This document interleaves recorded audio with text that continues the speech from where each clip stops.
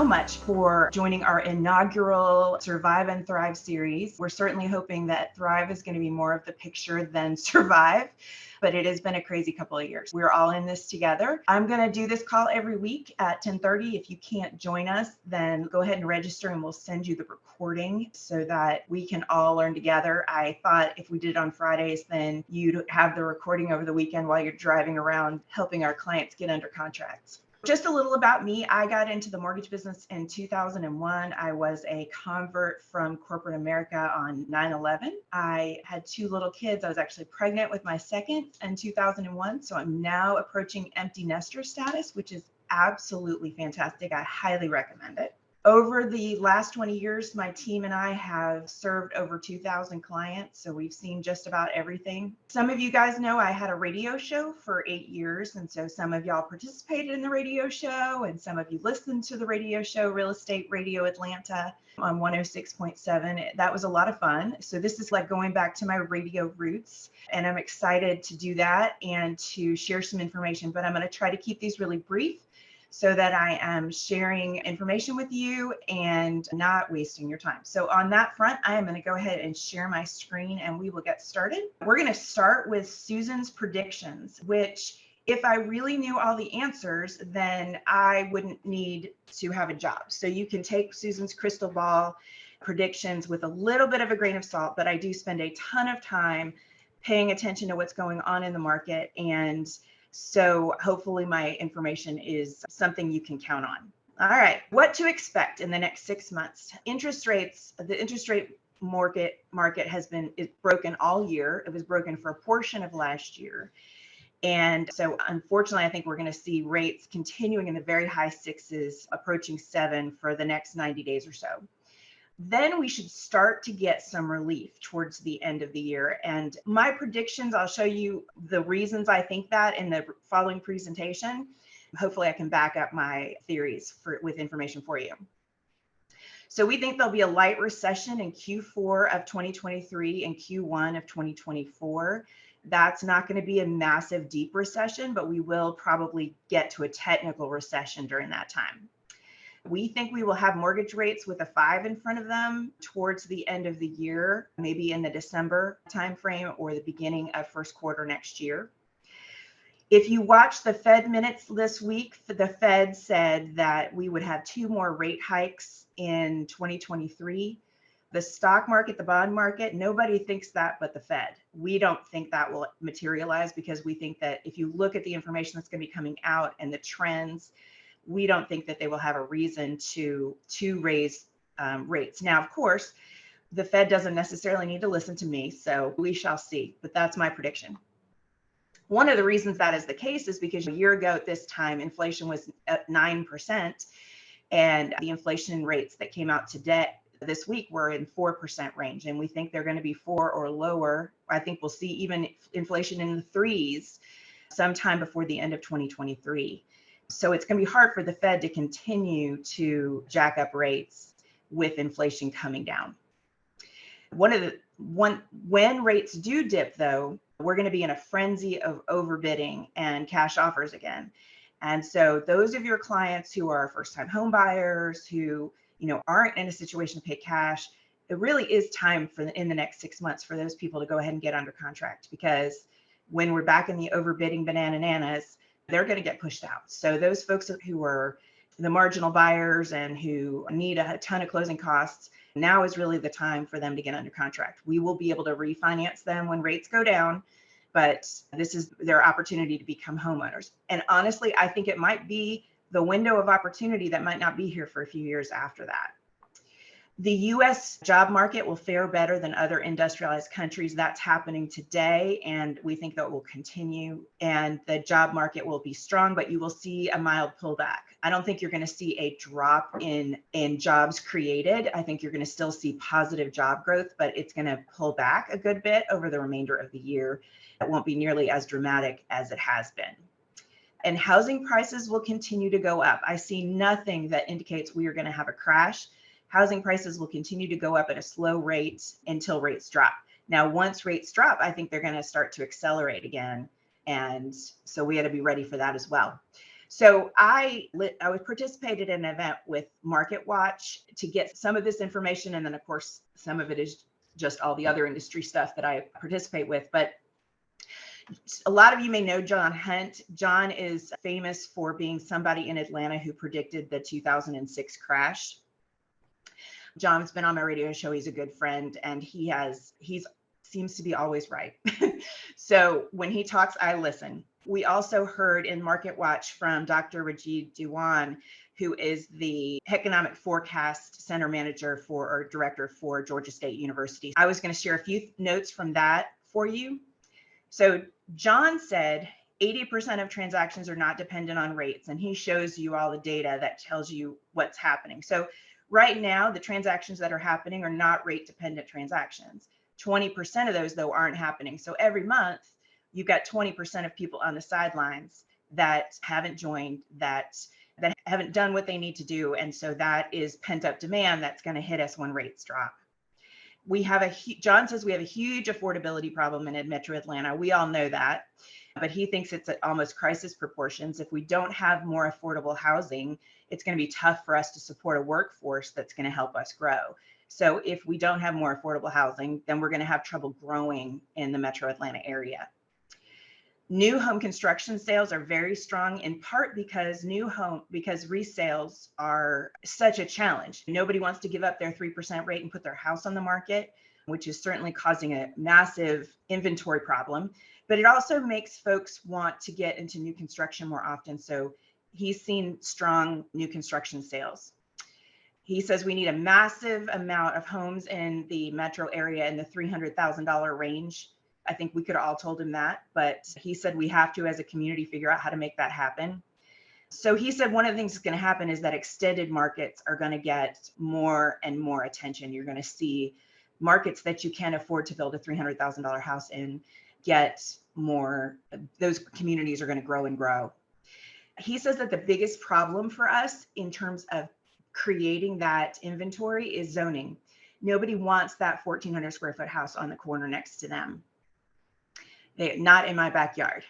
But he says communities should want these homes in their areas, that the people who live in a 1,400 square foot house are seniors and young professional people who are just getting started. And those people don't have kids, so they have all the money, because those of us who have kids, we don't have all the money. So that those are people that everybody should want in their communities. They don't have a stress on the school systems.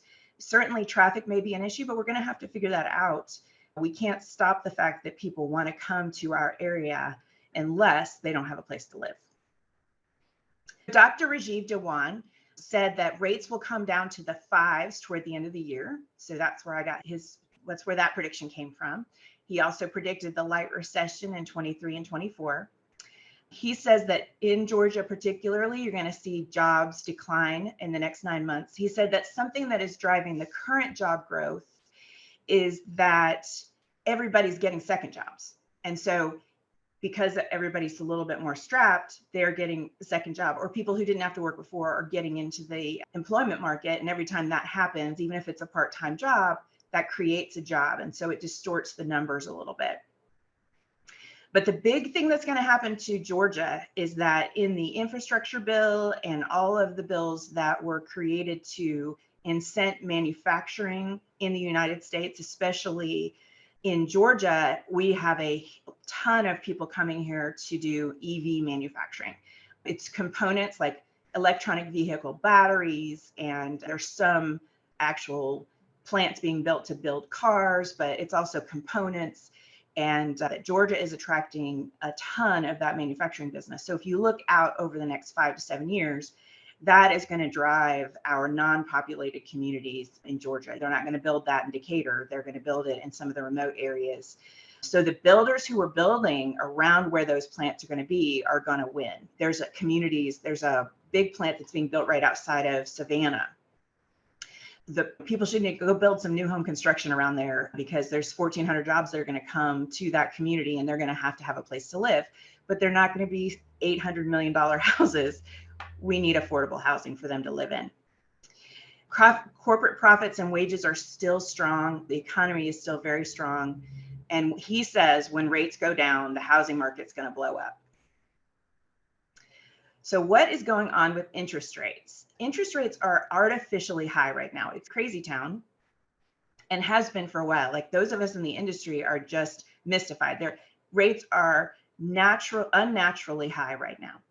So just to show you why that is, for the last 30 years, fixed rate mortgages have trended with 10-year treasury yields. They're different indexes, but they have trended in the same direction.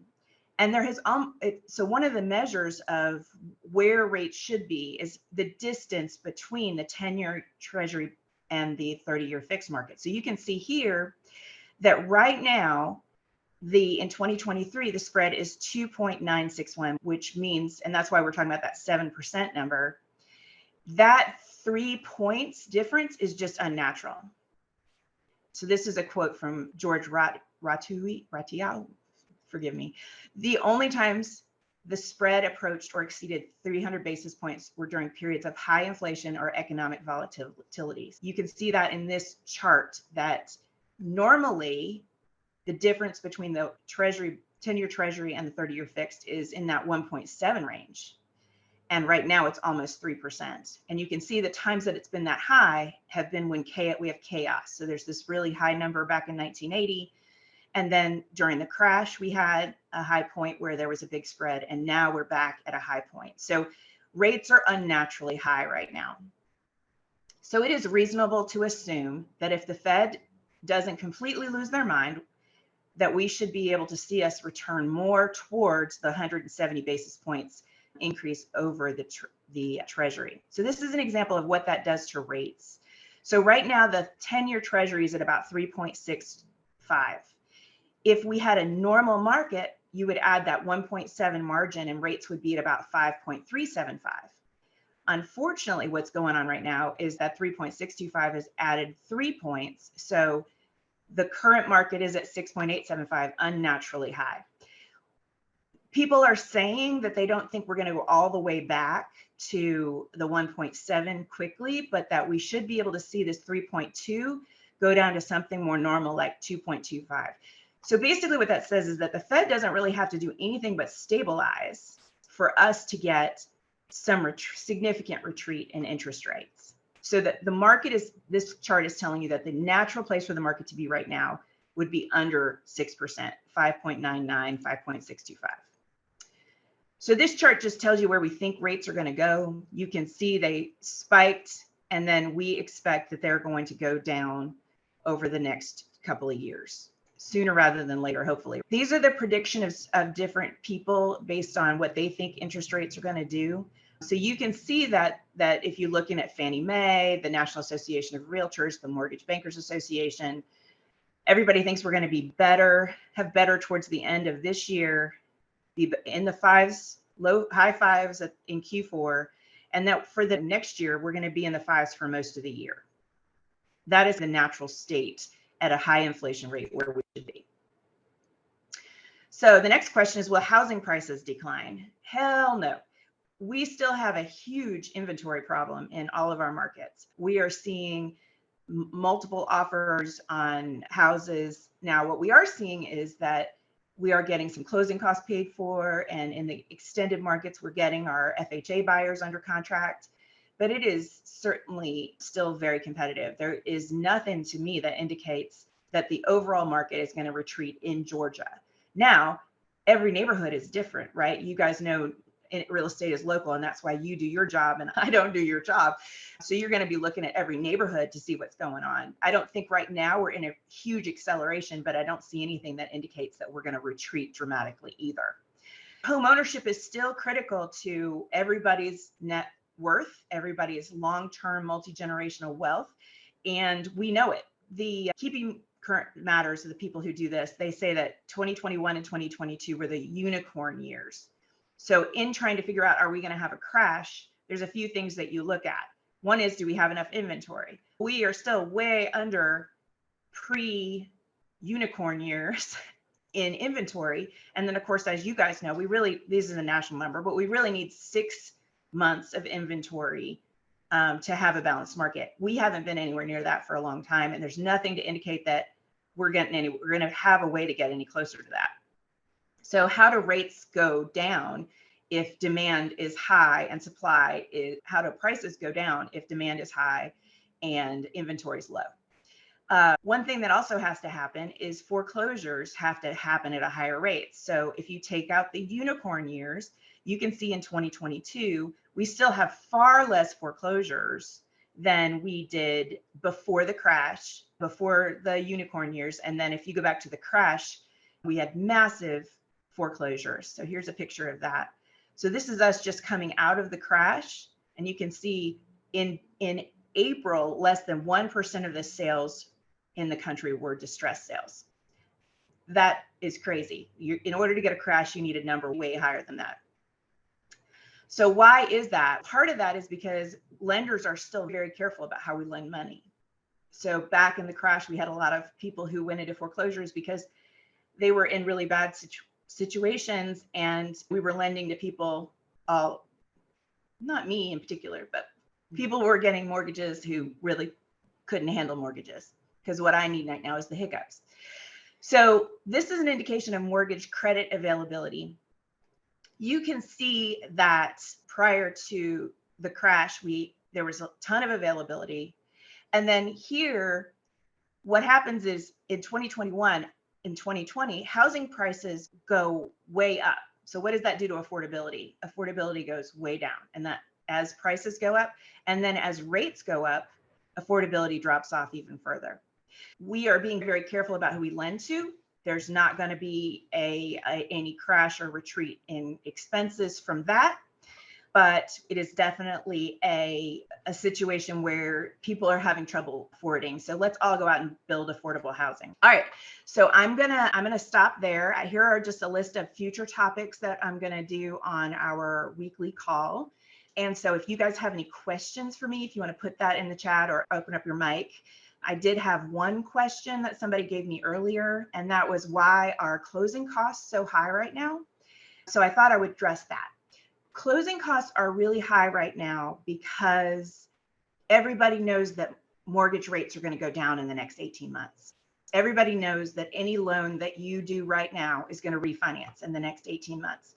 So usually when I would do a loan for somebody, I wouldn't charge them very much. I would sell the servicing rights to a servicer, or our company would choose to collect the servicing rights.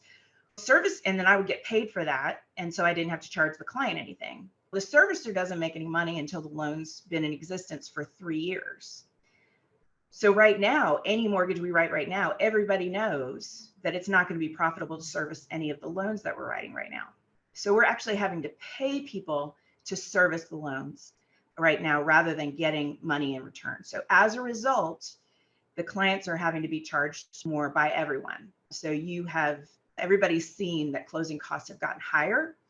If you want to talk about that anymore, if you want to examine that anymore, but that is why we need to help our clients get a little bit more in closing costs from sellers, because closing costs are a little bit higher than normal. But luckily this market has allowed that to happen a little bit. So let me know if there's any other questions. I don't see any, so I'm gonna let y'all go. Thank you for your time, and we'll talk to you next week.